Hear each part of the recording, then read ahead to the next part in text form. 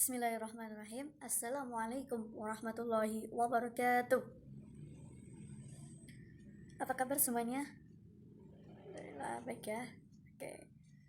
Sebelum kita melanjutkan kegiatan belajar mengajar kita pagi hari ini, alangkah lebih baiknya kita berdoa bersama-sama. Berdoa mulai. Berdoa selesai. Di sini ada yang tidak berangkat? Oh, berangkat semua ya. Alhamdulillah. Oke.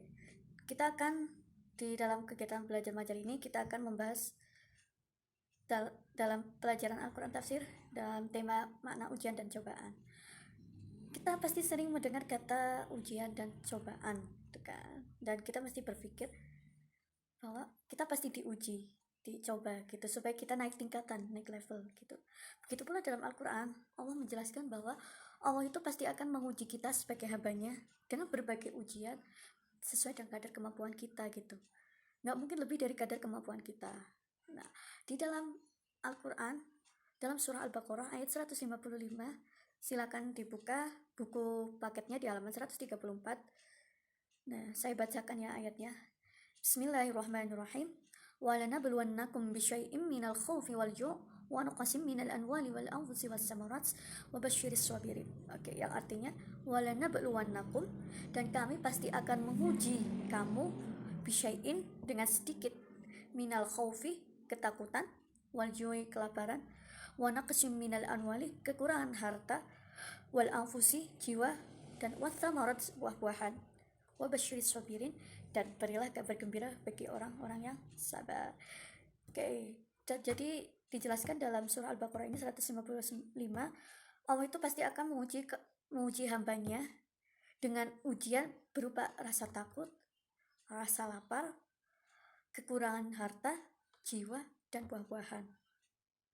Dan diharapkan kita tuh mampu gitu menghadapi cobaan itu. Contohnya gini ya, contohnya itu sekarang kan banyak bencana alam, contohnya gempa, tsunami, tanah longsor, atau dan lain-lain. Dan di dalam ujian itu juga Allah tuh memberikan rasa takut. Otomatis ketika kita mendengar bencana alam, otomatis di dalam hati kita, dalam mindset kita, pemikiran kita tuh pasti akan rasa takut gitu. Apakah kita bisa menghadapinya atau tidak? Dan di dalam bencana alam itu juga kita pasti diuji dengan kelaparan, karena kita pasti maksudnya membutuhkan bantuan uluran tangan dari orang-orang yang lain untuk memberi kita sekedar makanan atau apa gitu. Nah, di situ juga diuji dengan kekurangan harta, karena di dalam bencana itu pasti ada yang harta tersisa, ada yang habis-habisan kan. Nah, bahkan jiwa, kehilangan orang yang kita sayangi dalam bencana itu pasti ada. Maksudnya bencana alam itu ya pasti ada itu, kehilangan orang yang kita sayangi. Dan buah-buahan ya termasuk masuk yang tadi, kelaparan gitu. Nah Allah itu berharap juga ketika kita menghadapi sebuah musibah, kita mengucapkan kalimat thayyibah, yaitu kalimat istirja.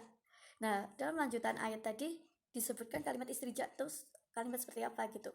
Nah, di dalam surah Al-Baqarah ayat 156, yaitu alladzina idza aswabatuhum musibah qalu inna lillahi wa inna ilaihi raji'un, yaitu orang-orang yang apabila tertimpa suatu musibah maka dia berkata qalu inna lillahi wa inna ilaihi raji'un, bahwa kami itu sesungguhnya tuh milik Allah dan tempat kembalinya kita ya Allah gitu. Dan maknanya gitu, Allah memberikan kita sesuatu apa yang kita butuhkan ya, bukan kita harapkan, karena Allah memberikan kita apa yang kita butuhkan, yang kita harapkan.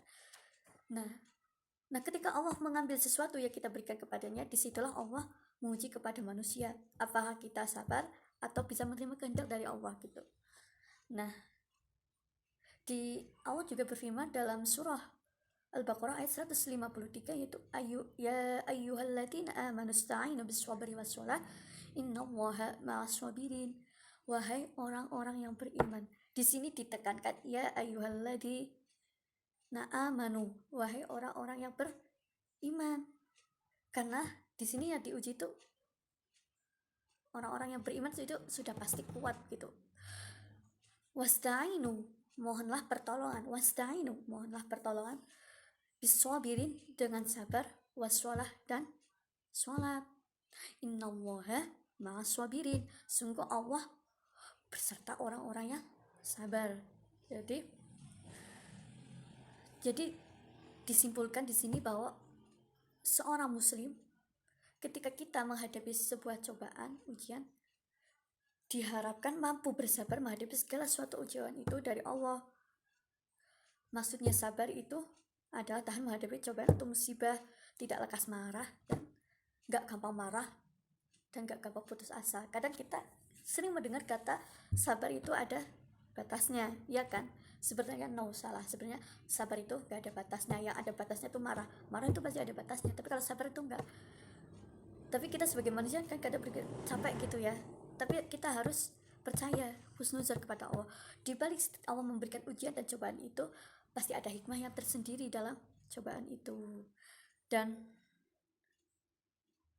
ketika kita menghadapi ujian dan kita bisa bersabar dan tabah, Allah memberikan kita hadiah berupa ditingkatkannya derajat kita kepada Allah ketika kita menghadapi cobaan ini, dan insya Allah surga berada di tangan kita. Oke, gimana sekarang udah paham semuanya? Oke, alhamdulillah kita paham semuanya.